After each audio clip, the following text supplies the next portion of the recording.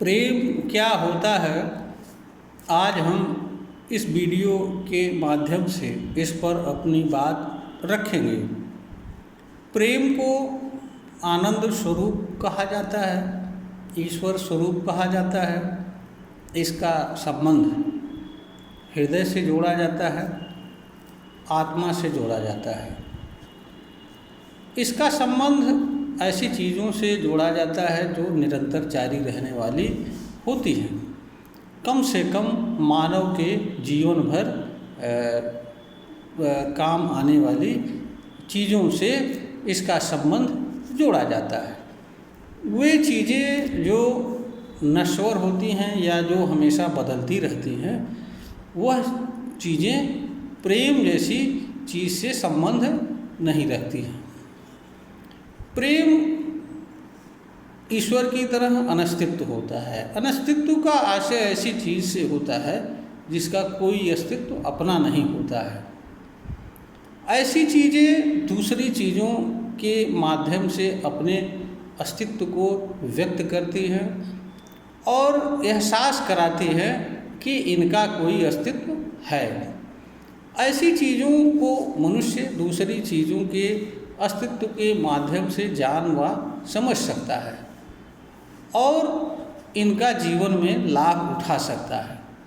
प्रेम के साथ भी यही चीज़ है। प्रेम से मनुष्य सीधे रूप में न तो जुड़ सकता है, न इसे जान एवं समझ सकता है, क्योंकि प्रेम का कोई रूप स्वरूप आकार नहीं होता है और ना ही इसका कोई स्वतंत्र अस्तित्व होता है। यह अन्य चीज़ों के माध्यम से रूपांतरित होता है और उस रूपांतरित चीज़ के माध्यम से मनुष्य जुड़ करके इसकी अनुभूति कर सकता है। प्रेम को आनंद कहा जाता है। आनंद का अर्थ निरंतर आनंद देने वाला चीज़ से होता है। जो चीज़ मानव को निरंतर अनुभूति प्रदान करती है वह चीज़ प्रेम कहलाती है। यह आनंद एक प्रकार की अनुभूति होती है। आनंद का भी कोई रूप स्वरूप नहीं होता है, यह भी एक प्रकार की अनुभूति होती है। अनुभूति का भी अपना कोई रूप स्वरूप नहीं होता है। अनुभूति साधनों से जुड़ी होती है और साधनों के माध्यम से उन साधनों की अनुभूति प्राप्त की जाती है जिनसे यह संबंध रखते हैं। अनुभूति साधन जन्य होती है, यह किसी न किसी साधन से जुड़ी होती है। अगर मनुष्य को किसी तरह की अनुभूति प्राप्त करना होता है तो मनुष्य को जिस तरह की अनुभूति से जुड़ना चाहता है उस तरह की अनुभूति के साधन से मनुष्य को जुड़ना होता है। मान लीजिए अगर कोई मनुष्य प्रेम जैसी चीज़ की अनुभूति या आनंद जैसी चीज़ की अनुभूति प्राप्त करना होता है तो इस तरह की अनुभूति कराने वाले साधन से मनुष्य को जुड़ना होता है और इसके माध्यम से जुड़ करके मनुष्य इस तरह की अनुभूति प्राप्त कर सकता है और इसके अनुसार जीवन यापन कर सकता है। आनंद या प्रेम जैसी चीज़ें मनुष्य को निरंतर जीवन भर चाहिए होती हैं। इसलिए ऐसे साधनों के माध्यम से मनुष्य प्रेम जैसी चीज़ की अनुभूति कर सकता है जो चीज़ें मानव से जीवन भर जुड़ी रहने वाली होती हैं। मानव से जीवन भर जुड़ी रहने वाली चीज़ें कर्म, विचार एवं भाव होते हैं। यही तीन चीज़ें ऐसी होती हैं जो मानव से जीवन भर जुड़ी रहती हैं। इनका अस्तित्व मानव के जीवन से शुरू होता है और मानव के मृत्यु से समाप्त होता है। ये मानव से जीवन भर हमेशा जुड़ी रहती हैं और मनुष्य हमेशा इनसे किसी न किसी रूप में जुड़ा रहता है। मनुष्य इनसे अलग रहने की क्षमता नहीं रखता है। उसे कोई न कोई कर्म जीवन भर करना ही होता है उसे कोई न कोई भाव हमेशा धारण करना होता है, उसे किसी न किसी विचार को हमेशा अपनाना होता है और उसके अनुसार कोई न कोई कर्म करना होता है। जहाँ तक कर्म की बात है, कर्म वे कर्म जो मनुष्य पर अनुकूल प्रभाव छोड़ने वाले होते हैं, ऐसे कर्मों को मनुष्य जीवन भर करता हुआ, ऐसे कर्म को मनुष्य निष्काम भाव से जीवन भर करता हुआ प्रेम या और आनंद जैसी चीज़ का लाभ ले सकता है, अनुभूति प्राप्त कर सकता है। यानी जहाँ तक कर्म की बात है तो निष्काम कर्म ही प्रेम व आनंद जैसी चीज़ के अनुभूति का उत्तम साधन होता है, क्योंकि निष्काम कर्म के अलावा अन्य जो भी कर्म मनुष्य करता है वह सारे कर्म या तो उसकी इच्छा या कामना से संबंध रखते हैं, या उसके उद्देश्य से संबंध रखते हैं, या किसी कर्म फल को प्राप्त करने के निमित्त होते हैं, या आवश्यकतावश या जीवन जीने से जुड़े कर्म होते हैं। तो जो भी कर्म होते हैं अन्य उनके प्रभाव मनुष्य के लिए अनुकूल नहीं होते हैं।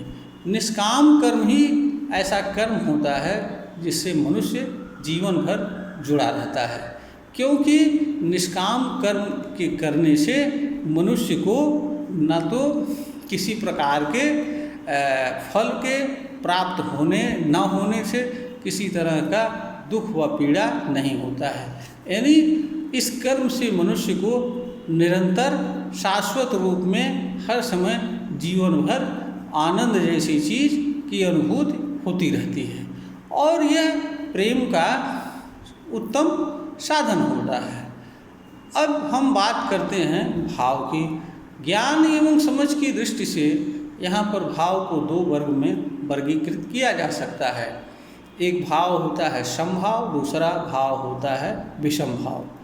समभाव प्रेम या आनंद जैसी चीज़ के अनुभूति कराने का साधन बनता है, क्योंकि समभाव अपरिवर्तनीय होता है, हमेशा एक जैसी अनुभूति प्रदान करता है। जो भाव मनुष्य को जीवन भर एक ही तरह की अनुभूति प्रदान करता है वह ही आनंद या प्रेम कहलाता है। विषम भाव जो होते हैं वे हमेशा बदलते रहते हैं। इसका कारण ये होता है कि ये मनुष्य पर प्रतिकूल प्रभाव डालते हैं। विषम भाव विषम प्रकार की चीज़ों से संबंध रखते हैं। भाव का भी अपना कोई स्वतंत्र अस्तित्व नहीं होता है। भाव उन चीज़ों से संबंध रखते हैं जिनसे मनुष्य जुड़ता है। मनुष्य हमेशा विषम प्रकृति की चीज़ों से जुड़ता है। इसका कारण ये है कि अनंत में कोई भी दो चीज़ एक समान नहीं है, हर चीज़ एक दूसरे से भिन्न होती है। इसलिए हर चीज़ से संबंध रखने वाला भाव भी अलग अलग होता है। तो विषम भाव मनुष्य कभी भी जीवन भर नहीं धारण कर सकता है, वो हमेशा बदलता रहता है। कुछ क्षण के लिए ही वह किसी एक भाव को धारण करने की क्षमता रखता है। समभाव ही ऐसा भाव होता है जिसे मनुष्य जीवन भर निरंतर धारण कर सकता है तथा इसके माध्यम से प्रेम एवं आनंद जैसी चीज़ की अनुभूति करता हुआ जीवन जी सकता है। अब हम बात करते हैं विचारों की। विचार भी असंख्य तरह के होते हैं, क्योंकि विचार अनंत में विद्यमान चीज़ों से संबंध रखते हैं, किंतु हम ज्ञान एवं समझ की दृष्टि से इन्हें यहाँ पर दो वर्गों में विभक्त कर सकते हैं। नंबर एक समता मूलक और नंबर दो विषमता मूलक। विषमता मूलक विचार अनंत में विद्यमान विषम प्रकृति की चीज़ों से संबंध रखते हैं। विषमता मूलक विचार भेदभाव उत्पन्न करने वाले होते हैं। अलग अलग चीज़ों के प्रति अलग अलग विचार की वकालत करते हैं। इसलिए ये मनुष्य के लिए अनुकूल नहीं होते हैं। समतामूलक विचार ऐसे विचार होते हैं जो भेदभाव रहित होते हैं। वह मानव के बीच एवं मानव से भिन्न अन्य चीज़ों तथा मानव के बीच किसी प्रकार का भेदभाव उत्पन्न नहीं करते हैं। ये विचार स्वयं तथा अन्य मानव के बीच एक समान व्यवहार एवं कर्म की बात करते हैं। यह अलग अलग मानव के लिए अलग अलग व्यवहार की बात नहीं करते हैं। ये भेदभाव रहित कर्म की बात करते हैं। इसलिए समतामूलक विचार समानता और बंधुत्व पर, भाईचारे पर आधारित होते हैं। इनके माध्यम से मनुष्य आनंद या प्रेम जैसी चीज़ की अनुभूति करता हुआ जीवन जी सकता है। तो समतामूलक विचार भी प्रेम या आनंद जैसी चीज़ के अनुभूति के साधन होते हैं। यह वीडियो ज्ञानवर्धन हेतु तैयार की गई है। श्रोता को पसंद आए शेयर करें, लाइक करें, सब्सक्राइब करें।